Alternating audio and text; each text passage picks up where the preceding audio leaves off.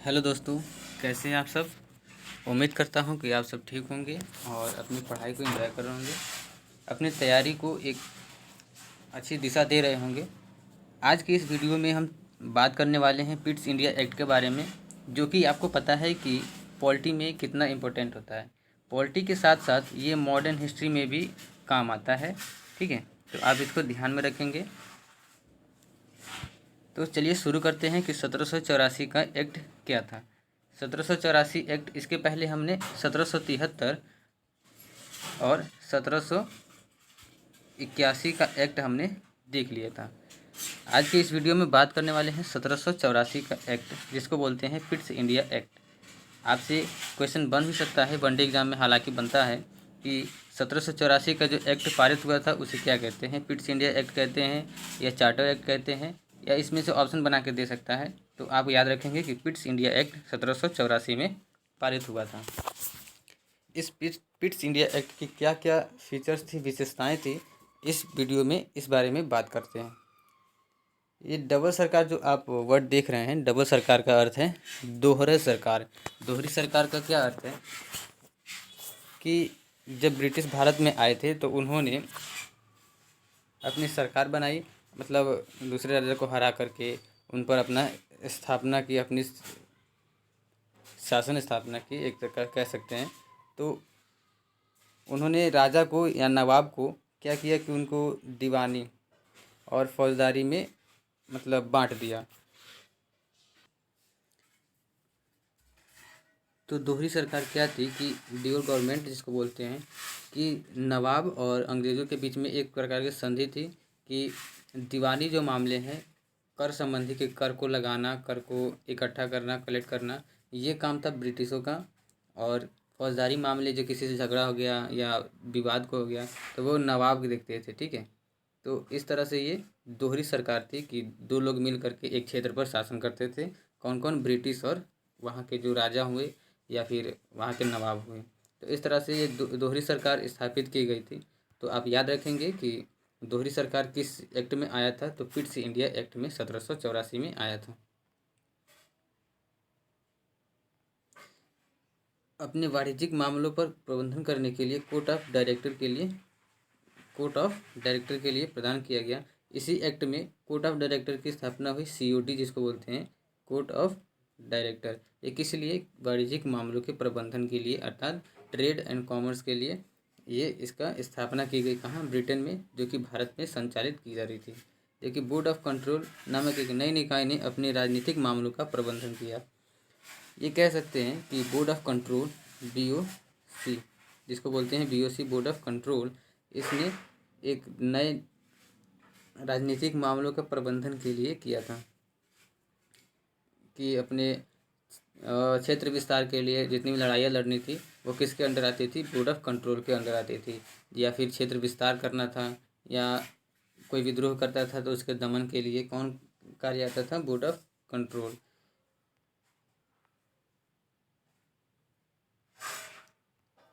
भारत की ब्रिटिश संपत्ति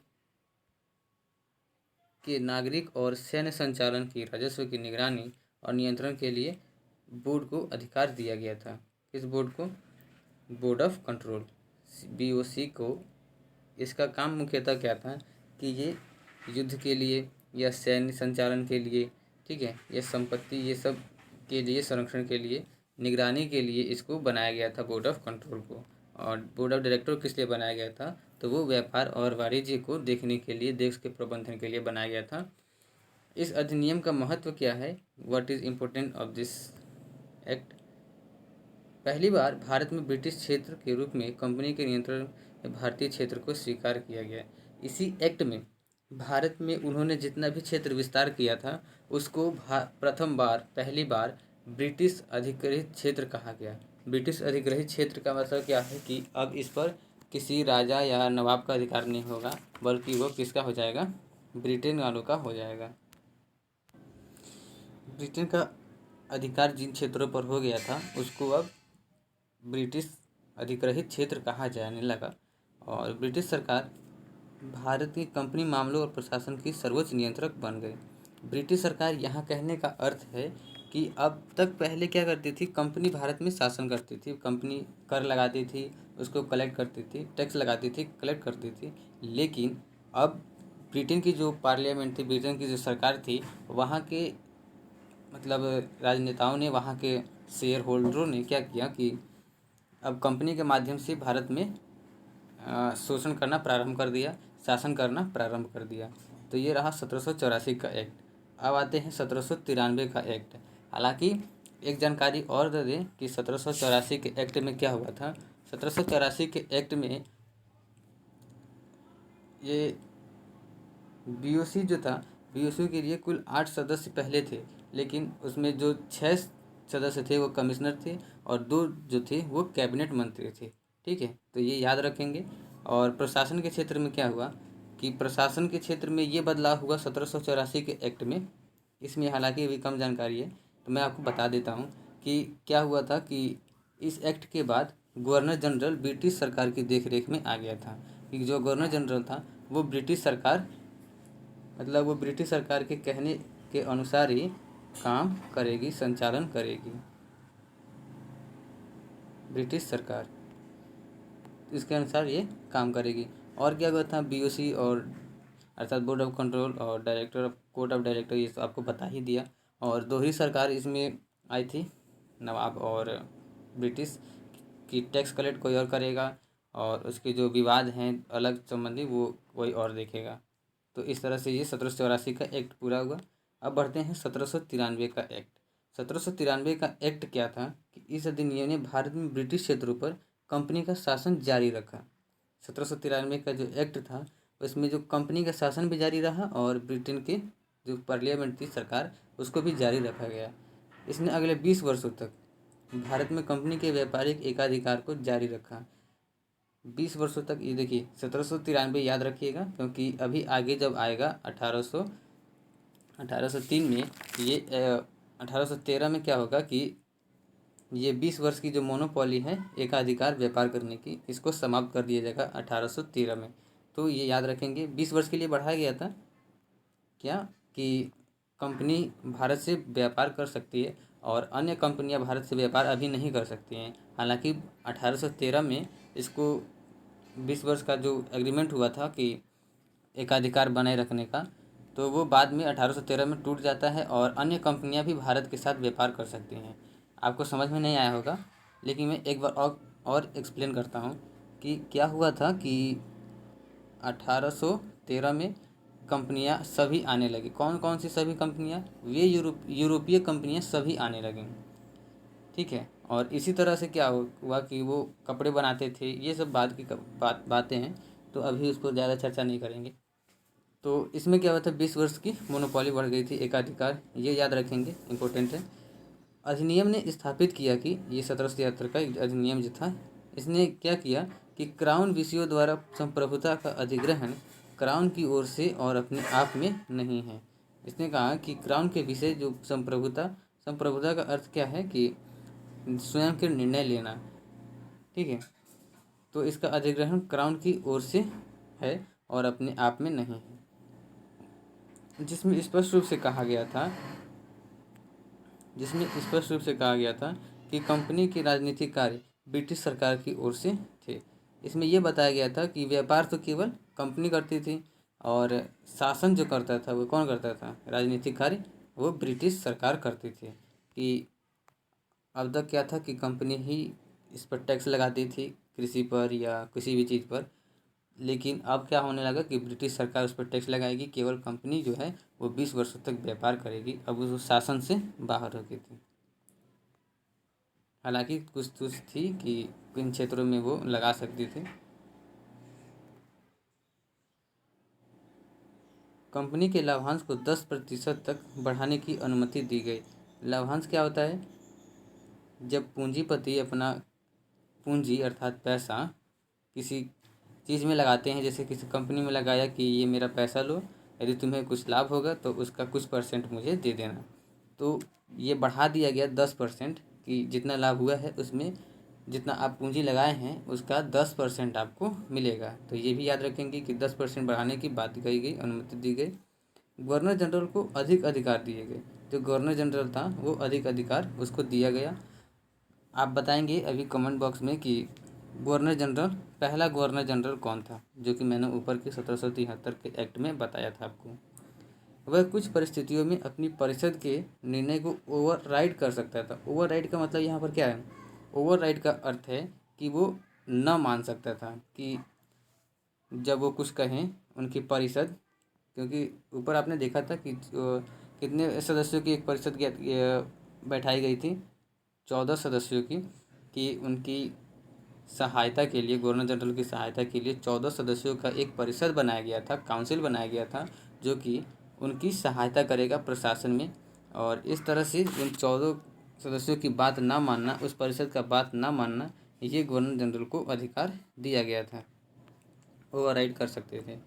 उन्हें मद्रास और बॉम्बे के राज्यपाल अर्थात गवर्नर पर भी अधिकार दिया गया।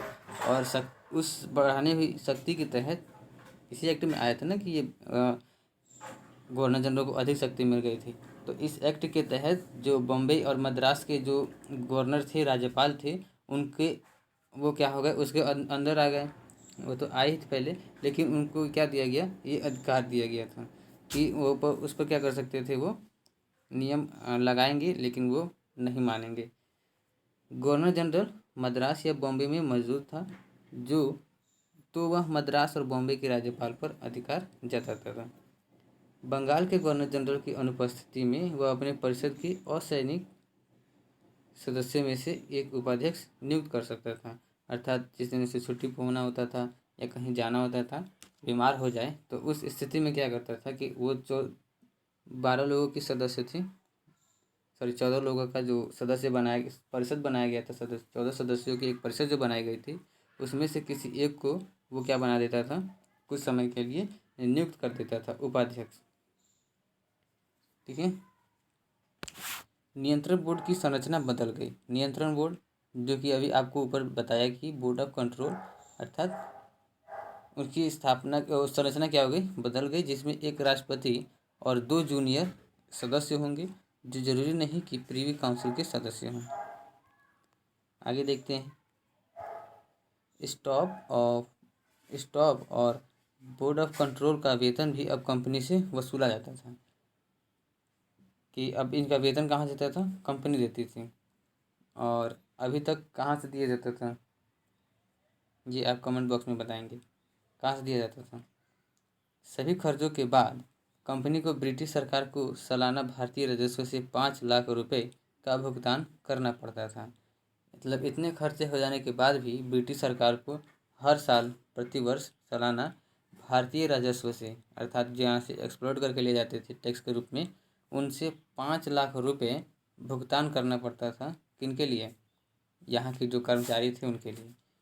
कंपनी की वरिष्ठ अधिकारियों को बिना अनुमति के भारत छोड़ने से रोक दिया गया, कि वो यहाँ से भारत छोड़ देते थे। कोई मान लीजिए कि ब्रिटेन से कोई अधिकारी बनकर आया भारत में शासन करने के लिए, उनके द्वारा भेजा गया, तो वो क्या करते थे कि वे अपना अलग व्यापार चालू कर देते थे और वे भारत को छोड़ कर चले जाते थे, अपने प्रशासनिक पद को छोड़ कर चले जाते थे। तो ये इस पर रोक लगा दिया गया, छोड़ने से रोक दिया गया। अगर उन्होंने ऐसा किया तो उन्हें इस्तीफ़ा माना जाएगा, और यदि वे ऐसे चले जाते थे तो उन्हें इस्तीफ़ा माना जाता था कि उन्होंने कंपनी से इस्तीफ़ा दे दिया अपने पद से।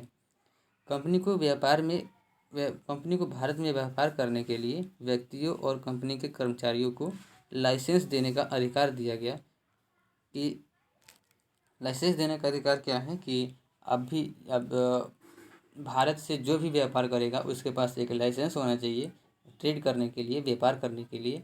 और इस तरह से ये जो कर्मचारी थे उनको लाइसेंस दिया जाएगा, तभी उससे व्यापार हो सकेगा। इसे विशेष अधिकार या देश व्यापार के रूप में जाना जाता है, और इसे चीन को अफीम का लदान हुआ, अर्थात चीन से अफीम के अधिक मात्रा में व्यापार हुआ। इस अधिनियम ने कंपनी के राजस्व, प्रशासन और न्यायपालिका के कार्य को अलग कर दिया, जिससे मॉल एडल्टर अर्थात राजस्व अदालतें विकसित हुई। राजस्व अदालतें का अर्थ क्या है कि इस अदालत में ऐसी विवाद को सुना जाएगा कि यदि कोई टैक्स नहीं देता है या फिर टैक्स देने से मना करता है, या मतलब टैक्स नहीं दे पाता है, ऐसे संबंधी जो मामले थे वो राजस्व अदालतें में देखे जाते थे। इसको मॉल एडल्ट कहा जाता था। अब बात करते हैं 1813 के अधिनियम की। 5वां एक्ट है 1813 का अधिनियम। इसकी विशेषता क्या है कि चाय के व्यापार और चीन के साथ व्यापार को छोड़कर भारत में कंपनी के व्यापार एकाधिकार को समाप्त कर दिया गया। मैंने अभी ऊपर आपको बताया था 1784 का जो एक्ट था, सॉरी 1793 का एक्ट, उसमें ये बताया गया था कि 20 वर्षों के लिए कंपनी की एकाधिकार बढ़ गई थी कि ईस्ट इंडिया कंपनी के अलावा और कोई भी यूरोपीय कंपनी भारत से व्यापार नहीं करेगी। लेकिन 1813 में वो 20 वर्ष समाप्त हो गया और इसके तहत अब भारत में कोई भी यूरोपीय कंपनियां व्यापार कर सकते थे। तो लेकिन अब British company, sorry, east India company ने कहा कि इतने वर्षों तक हमने तो आपके मतलब भारत को इस रूप में बनाया कि आप यहाँ पे शासन कर सकें, तो हमें इससे कुछ तो फ़ायदा होना चाहिए।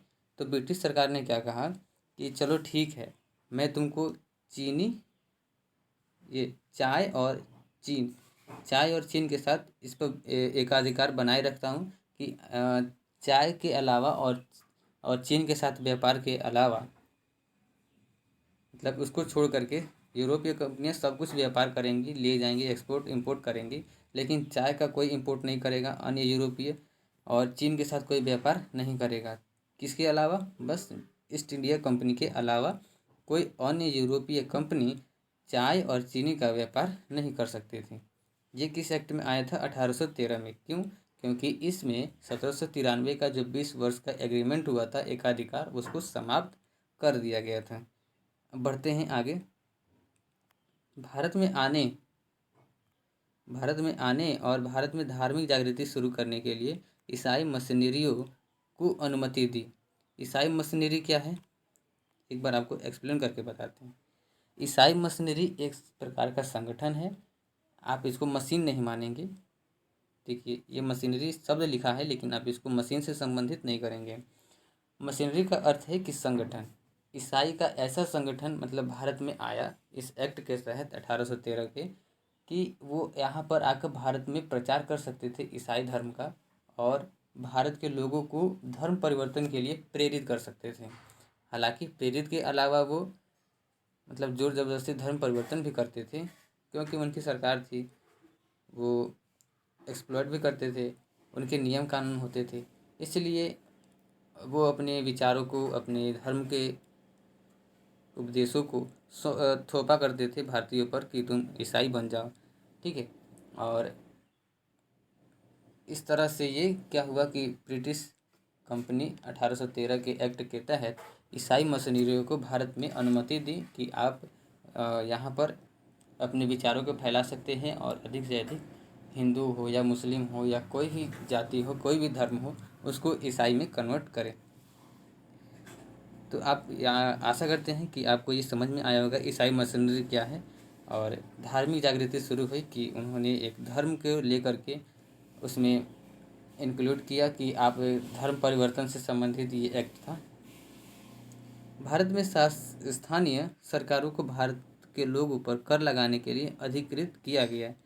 क्या कह रहा है, फिर से एक बार पढ़ें तो, कि भारत में स्थानीय सरकारों को, जो स्थानीय सरकार थे, वो भारत के लोगों पर कर लगाने के लिए अधिकृत किया गया कि आप ही यहाँ पर अपने क्षेत्रों में क्या लगाएं, टैक्स लगाएं और उनका कलेक्ट करें, अर्थात उस टैक्स को इकट्ठा करें और उसको ब्रिटिश कंपनी या ब्रिटिश सरकार के पास जमा करें, और उसका कुछ परसेंट आपके लाभ के तौर पर या आपके वेतन के तौर पर मिलेगा। क्या आपको समझ में आया?